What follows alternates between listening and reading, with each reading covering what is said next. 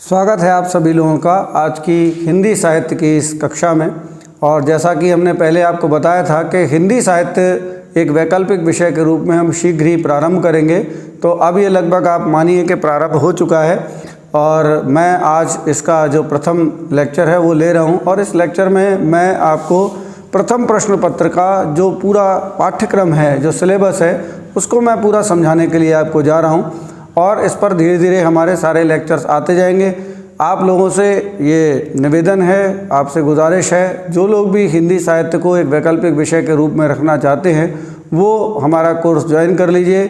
जो हमारा नंबर है संपर्क के लिए वो डिस्क्रिप्शन बॉक्स में आपको नीचे दिया हुआ है, तो उस पर कॉल करके आप सारी चीज़ें पता लगा सकते हैं। या हमने पहले भी इस पर एक वीडियो बनाया था जब हम शुरुआत करने जा रहे थे हिंदी साहित्य की, वहाँ पर भी सारे डिटेल्स इसके दिए हुए हैं, तो आप वहाँ से सारे डिटेल्स ले सकते हैं।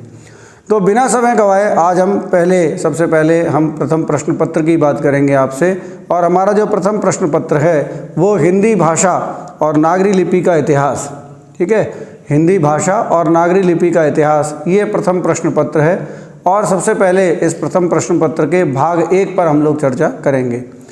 तो भाग 1 में आप मेरे हिसाब से आप पेन और कॉपी लेकर के बैठिए, ताकि पेन कॉपी लेकर के सबसे बड़ी चीज़ ये है कि आप जो भी कुछ मैं बता रहा हूँ उसको आप एक जगह लिख लीजिए, ताकि आपको एक बार ये पता लग जाए कि पूरा जो हमारा सिलेबस है वो वास्तव में है क्या। तो आपके दिमाग में सारी जो पिक्चर है हिंदी साहित्य की वो क्लियर हो जाएगी। तो पेन कॉपी ले लीजिए पॉज करके और उसके बाद आप सुन करके उसको बारी बारी से लिखना शुरू कर दिए। तो टॉपिक नंबर 1 जो है हमारा पहला जो टॉपिक है वो है हमारा पाली, प्राकृत और पुरानी हिंदी का संक्षिप्त परिचय।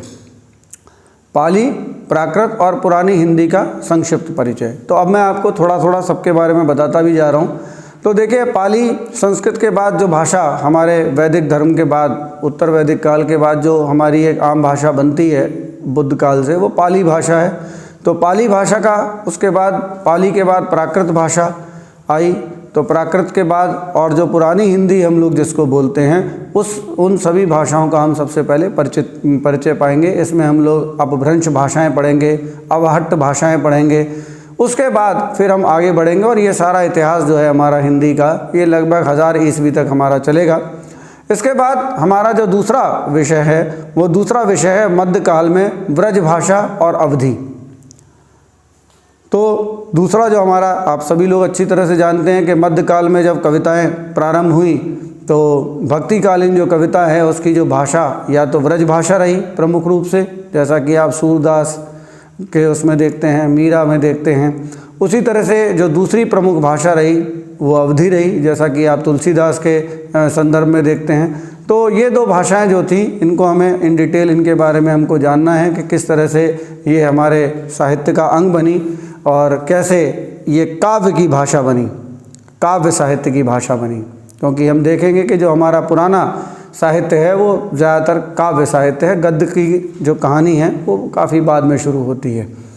इसके बाद टॉपिक नंबर 3 जो है हमारा वो है खड़ी बोली हिंदी का साहित्यिक भाषा के रूप में विकास। तो तीसरा टॉपिक हमारा है खड़ी बोली हिंदी का साहित्यिक भाषा के रूप में विकास। तो अब हम यहाँ से पढ़ेंगे कि खड़ी बोली हिंदी किस प्रकार से हमारी भाषा बनी और एक साहित्यिक भाषा के रूप में रही। तो आप देखेंगे कि ये जो घटना है 1850 के लगभग ये काल शुरू होता है, जहाँ से अब खड़ी बोली हिंदी का विकास शुरू होता है। और ये आधुनिक अगर हिंदी साहित्य के काल विभाजन के दृष्टिकोण से देखा जाए तो ये एक आधुनिक काल में इसको हम लोग रखते हैं। वहाँ से खड़ी बोली हिंदी हमारी साहित्य की भाषा बनती है। लेकिन वहाँ पर एक सबसे बड़ी चीज़ है कि काफ़ी समय तक ब्रज भाषा फिर भी हमारी जो है काव्य की भाषा रहती है। गद्य जिसका प्रारंभ हमारे इस काल से होता है, आधुनिक काल से, उसकी भाषा हम लोग देखते हैं कि खड़ी बोली बनती है। तो तीसरा जो टॉपिक है हमारा वो खड़ी बोली हिंदी के विषय में है। तो आप नोट करते जाइए इसको और सामने स्क्रीन पर आपके से जो भी लिख करके आता जा रहा है उसको देख करके आप नोट करते जाइए। चौथा जो हमारा है वो है राजभाषा, संपर्क भाषा, राष्ट्रभाषा एवं मानक भाषा के रूप में हिंदी। नहीं, राजभाषा के रूप में, संपर्क भाषा यानी कम्युनिकेशन, उसके बाद राष्ट्रभाषा के रूप में, और फिर एक मानक भाषा के रूप में हिंदी किस रूप में हमको दिखाई देती है, किस रूप में हम उसको लेते हैं, उसका क्या स्वरूप है, ये सारी बातें जो है हम इस टॉपिक में पढ़ेंगे। ये हमारा चौथा टॉपिक है। पांचवा जो हमारा टॉपिक है वो है वैज्ञानिक और तकनीकी क्षेत्र में हिंदी भाषा की स्थिति। ये एक बड़ा इम्पॉर्टेंट फैक्टर है, क्योंकि आप देखते हैं कि जब भी हम विज्ञान की बात करते हैं, तकनीक की बात करते हैं, तो वहाँ विज्ञान और तकनीक में जब भी बात आती है तो फिर अंग्रेज़ी भाषा को हम लोग ज़्यादा वरीयता देते हैं। लेकिन धीरे धीरे विकास के रूप में आप देखते हैं जितनी भी विज्ञान की पुस्तकें हैं वो हिंदी में रूपांतरित हुई हैं, तो उस भाषा के रूप में भी इसका विकास जो है हम कर रहे हैं हिंदी का। तो उसकी क्या आज की डेट में स्थिति है, आज की तारीख में क्या स्थिति है, इस विषय को हम इस संदर्भ में हम यहाँ पढ़ेंगे। इसके बाद छठवां जो विषय है वो है हिंदी भाषा का क्षेत्र और अवधि, ब्रज, खड़ी बोली, भोजपुरी, बुंदेली का क्षेत्र तथा भाषिक विशेषताएं। अब इसको आप ध्यान से समझ लीजिए। सबसे पहले हिंदी भाषा का क्षेत्र, मतलब वो कौन सी जो हिंदी भाषा जो बोली जाती है उसका क्षेत्र क्या है। इसके बाद फिर इसमें अवधि, जैसा पहले चर्चा हुई, ब्रज, खड़ी बोली, भोजपुरी, बुंदेली, ये सब जो क्षेत्र की तमाम भाषाएं हैं इसको हम लोग वहाँ भी पढ़ेंगे। जब हम लोग हिंदी साहित्य का इतिहास पढ़ेंगे तो वहाँ पर भी हम लोग देखेंगे। जब हम अपभ्रंश भाषाओं को पढ़ेंगे तब भी हम इसको देखेंगे, और यहाँ पर भी फिर एक अलग से टॉपिक के रूप में हम इसको देखेंगे। तो कई बार ऐसा होता है कि विषय आपस में काफ़ी घुले मिले हुए होते हैं, तो उस घुले मिलेपन के कारण जो है विषय को थोड़ा सा हम कई जगह पर उसको पढ़ते हैं, कई जगह पर उसका अध्ययन करते हैं। तो यहाँ भी हम अलग से इन भाषाओं को, ब्रज को, अवधि को, खड़ी बोली को, बुंदेली को, इनको अलग से हम देखेंगे, इनके क्षेत्र देखेंगे, उनकी विशेषताएं क्या क्या हैं, किस प्रकार से बोली जाती हैं, क्या उनकी भाषागत विशेषताएँ हैं, ये सारी बातें हम इसमें पढ़ेंगे। फिर इसके बाद हम लोग देखेंगे सातवां टॉपिक है मानक हिंदी का व्याकरणिक स्वरूप, यानी जो हमारी मानक हिंदी है, ऐसी हिंदी जिसका प्रयोग हम लोग अभी जैसा हमने चर्चा की थी राजकाज की भाषा में करते हैं, हम अपने संचार की भाषा में करते हैं, जो हम अपने राष्ट्रभाषा के रूप में करते हैं। तो हिंदी का हमारा जो मानक रूप है उसका जो व्याकरणिक स्वरूप है वो किस प्रकार का है, कहाँ से वो व्याकरण आया है, किस प्रकार से उस व्याकरण का निर्माण हुआ है, इस सारी चीज़ों को हम इस टॉपिक के अंतर्गत पढ़ेंगे। इसके बाद आठवां जो टॉपिक है वो है नागरी लिपि का उद्भव, विकास, देवनागरी लिपि की वैज्ञानिकता, समस्याएं और समाधान। तो सबसे पहले अब हम लोग भाषा पे बात कर रहे थे, अब हम बात करने जा रहे हैं लिपि पर, क्योंकि हर भाषा को लिखने के लिए एक लिपि का चुनाव किया जाता है। तो हमारी वो लिपि है वो देवनागरी लिपि है। उस लिपि का उद्भव कैसे हुआ, उसका विकास कैसे हुआ, उसकी क्या समस्याएं हैं, उसकी वैज्ञानिकता क्या कितनी है, उस भाषा क्या, उस लिपि की वैज्ञानिकता कितनी है, ये सारे जो टॉपिक्स हैं, ये सब जो विषय हैं, ये इस टॉपिक के अंतर्गत हम लोग पढ़ेंगे। उसके बाद आखिरी जो इस भाग एक का जो पहला आखिरी जो टॉपिक है वो है हमारा हिंदी की शब्द संपदा। तो ये 9वां टॉपिक है, किस तरह से हिंदी की शब्द संपदा, इसको आप लिख लीजिए। फिर इसके बाद हम भाग 2 की ओर बढ़ते हैं। अब हम देखेंगे भाग 2 में हमारे विषय कौन कौन से। अब हम भाग 2 की ओर बढ़ते हैं, और भाग 2 जो है उसका जो विषय है वो है हिंदी साहित्य का इतिहास। तो जैसा मैंने अभी आपको बताया था कि हिंदी साहित्य का इतिहास हम लोग अलग से भी पढ़ेंगे, और कुछ विषय ऐसे होते हैं जो आपस में काफ़ी गुथे होते हैं, उनको एक तरह अलग से देखना और फिर मिला करके देखना, तो उनका इस तरह से कई बार अध्ययन हो जाता है। तो हिंदी साहित्य का जब हम इतिहास पढ़ेंगे तो सबसे पहले हम लोग देखेंगे हिंदी साहित्य, पहला जो विषय है, टॉपिक लिख लीजिए आप, पहला टॉपिक है नंबर 1 भाग 2 में हिंदी साहित्य के इतिहास में लेखन की परंपरा। हिंदी साहित्य के इतिहास लेखन की परंपरा, यानी कि जो इतिहास लेखन जो था हिंदी साहित्य का वो कहाँ से प्रारंभ हुआ, किसने सबसे पहले लिखना शुरू किया, और फिर लिखते लिखते लिखते वो कहाँ तक पहुँचा, किस तरह तक पहुँचा, और अंतिम रूप से उसने अपना रूप क्या लिया, कौन से ऐसे इतिहासकार हैं हिंदी का इतिहास जिन्होंने लिखा, जिनको हम मानक रूप से मानते हैं, क्या क्या वो समस्याएं थीं जो सभी इतिहासकारों के साथ आई और उनका किस तरह से निराकरण होता गया युग दर युग, ये भी हम लोग देखेंगे, और किन किन समस्याओं का सामना उन लोगों को करना पड़ा, ये सारी बातें जो है हम इस विषय के अंतर्गत पढ़ेंगे। दूसरा जो है वो विषय है हिंदी साहित्य के इतिहास में काल विभाजन तथा नामकरण। अब हिंदी साहित्य का इतिहास लेखन की जो परंपरा थी उसके साथ में अब जाहिर सी बात है कि जब भी इतिहास लिखा जाता है तो सबसे महत्वपूर्ण चीज़ होती है कि उसका काल विभाजन किया जाए। इतिहास में हमेशा काल विभाजन होता है, देखा होगा आपने, इतिहास प्राचीन काल, मध्यकाल और आधुनिक काल की तरह से बांटा जाता है। तो यहाँ पर कैसे उसको बांटा जाए, तो सबसे पहले तो ये परंपरा रही कि किस तरह से उसको बांटे। तो अलग अलग जिन्होंने हिंदी साहित्य का इतिहास लिखा, अपने अपने तरीके से उन्होंने इसका काल विभाजन किया है, अपने अपने सबके काल विभाजन है।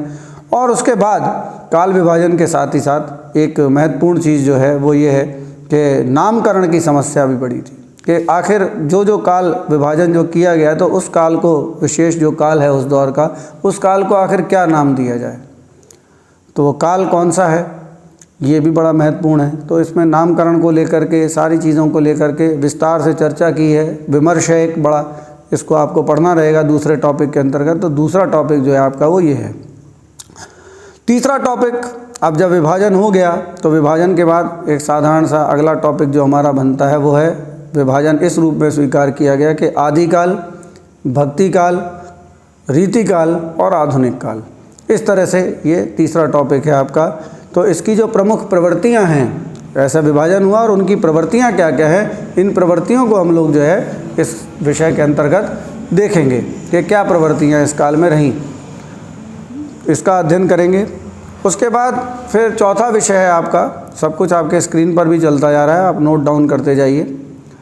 इसके बाद चौथा जो है वो है आधुनिक काल। उसके बाद उसमें पुनर्जागरण। तो ध्यान रखिएगा कि आधुनिक काल का प्रारंभ जिस जगह से होता है भारत में, वो पुनर्जागरण काल भी था इतिहास के दृष्टिकोण से। तो पुनर्जागरण काल, और जो भी, जैसा कि हम जानते हैं कि साहित्य समाज का दर्पण है, तो जो भी साहित्यिक प्रवृत्तियाँ उस समय रही हमारी, तो वो कहीं ना कहीं उस समय के समाज से, उस समय की समस्याओं से कहीं ना कहीं जुड़ी हुई थी। तो पुनर्जागरण काल इसमें हम देखते हैं। फिर भारतेंदु युग देखते हैं हम लोग। उसके बाद हम द्विवेदी युग, द्विवेदी युग के बाद छायावाद, फिर प्रगतिवाद, प्रयोगवाद, फिर उसके बाद नई कविता, और उसके बाद परवर्ती जो काव्य धाराएँ आगे चली, उन सारी चीज़ों को हम लोग इसमें देखते हैं। इसको सब डिटेल में जो है आपको बताया जाएगा कि ये क्या क्या चीज़ें हैं। फिर इसके बाद सब डिवीज़न है। तीसरे जो टॉपिक है आपका, तीसरा टॉपिक जो मैंने बताया, इसमें फिर उपखंड दिए गए हैं। उपखंड में का खंड है, का खंड में दिया है हिंदी उपन्यास, हिंदी कहानी, हिंदी नाटक एवं रंगमंच। फिर से देख लीजिए, हिंदी उपन्यास, हिंदी कहानी, हिंदी नाटक एवं रंगमंच, ये हमारा विषय है। इनका उद्भव, विकास और इनकी जो प्रवृत्तियां हैं, इसका अध्ययन हम लोग इसमें करेंगे। तो ये आपका उपखंड जो है वो का है। इसके बाद उपखंड खा के बारे में बात करते हैं। उपखंड खा है हिंदी निबंध, अन्य गद्य विधाएं, हिंदी निबंध तथा अन्य गद्य विधाएं। तो गद्य की जो अन्य विधाएं होती हैं, जैसे रेखा चित्र है, रिपोर्ताज है, और आपका क्या बोलते हैं एकांकी है। तो ये बहुत सारी प्रवृत्तियां हैं जो अलग से हम लोगों को बाद में देखने को मिलती हैं। ये सब हम लोग, यात्रा वृत्तांत हैं, जीवनी है, आत्मकथा है, इन सब के बारे में हम लोग पढ़ेंगे। तो मुख्य रूप से इसमें जो कवर किया है वो है जीवनी, आत्मकथा, रेखा चित्र, संस्मरण और यात्रा वृत्तांत। ठीक है ना। तो ये टॉपिक जो है इसमें कवर किए गए हैं अन्य विधाओं के अंतर्गत। इसके बाद उपखंड जो गा है, ये अंतिम है इसमें, और वो है हिंदी आलोचना का प्रारंभ और विकास। यानी हिंदी साहित्य में आलोचना कहाँ से शुरू होती है, उसका उद्भव कहाँ से होता है और किस तरह से उसका विकास होता है आलोचना शास्त्र का हमारे यहाँ, वो इसके अंतर्गत हम लोग पढ़ेंगे। और इसमें प्रमुख आलोचकों को हम लोग पढ़ेंगे, और प्रमुख आलोचकों का जो नाम है वो मैं आपको बता देता हूँ। इसमें सबसे पहले आचार्य रामचंद्र शुक्ल, इसके बाद नंद दुलारे वाजपेयी, हजारी प्रसाद द्विवेदी, डॉक्टर नागेंद्र, रामविलास शर्मा, नामवर सिंह, रामस्वरूप चतुर्वेदी। तो ये आपके सारे वो आलोचक हैं, चिंतक हैं, जो हिंदी साहित्य के ऊपर जिन्होंने चिंतन किया, उसके ऊपर आलोचना शास्त्र लिखा। तो इन सारे जो हमारे साहित्यकार हैं, आलोचक हैं, साहित्यिक आलोचक, उनको हम लोग इस खंड में हम लोग पढ़ेंगे।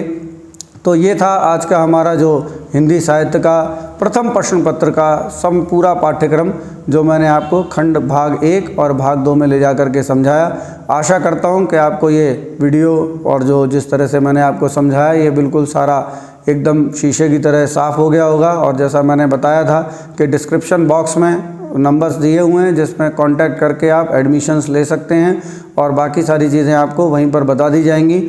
और कोर्स स्टार्ट हो चुका है, इसमें अब कोई देरी नहीं है। धीरे धीरे इस तरह से वीडियो आपके सामने आते जाएंगे और आपको मिलते जाएंगे। जो लोग एडमिशन देते जाएंगे आगे के, कुछ वीडियोज़ आपके लिए रहेंगे सभी के लिए। उसके बाद बाकी सब उन्हीं लोगों के लिए रहेगा जो उसमें एडमिशन्स लेंगे। सुनने के लिए, सराहने के लिए बहुत बहुत धन्यवाद। दोबारा मुलाकात होगी हिंदी साहित्य के एक अगले वीडियो में, जिसमें हम लोग प्रश्न पत्र 2 के पाठ्यक्रम को पूरी अच्छी तरह से आपको समझाएंगे। सुनने और सराहने के लिए एक बार फिर बहुत बहुत धन्यवाद।